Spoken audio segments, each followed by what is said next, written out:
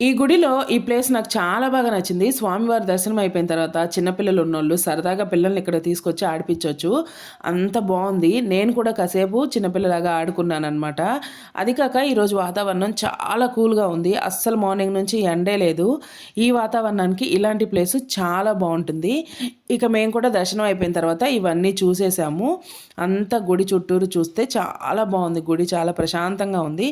First time వచ్చాము. మాకు చాలా బాగా నచ్చింది. ఇక ఇక్కడ భోజనాలు కూడా ఉన్నాయి. కానీ చాలా రష్‌గా ఉంది. ఇక అందుకని ఈసారి మేము భోజనం అయితే చేయలేదు. ఇంత రష్‌లో వెళ్ళలేంలే అని చెప్పేసి. ఇక ఈ గుడైతే తెనాలి దగ్గర వైకుంఠపురం. మేమైతే చిలకలూరుపేట నుంచి గుంటూరు బస్ ఎక్కి గుంటూరు వచ్చాము. నెక్స్ట్ గుంటూరు బస్ స్టాండ్‌లో దిగి తెనాలి బస్ ఎక్కాము. తెనాలి బస్ స్టాండ్‌లో దిగి బయటికొస్తే గుడి దగ్గరికి ఆటోలుంటాయి. ₹20 సర్వీస్ ఛార్జ్ తీసుకుంటారు. అంతే గుడి ముందు దింపుతారు. మళ్ళీ సేమ్ అదేలాగా వచ్చేసామనమాట. వీడియో నచ్చితే లైక్ చేయండి. ఛానల్ సబ్స్క్రైబ్ చేసుకోండి. By by.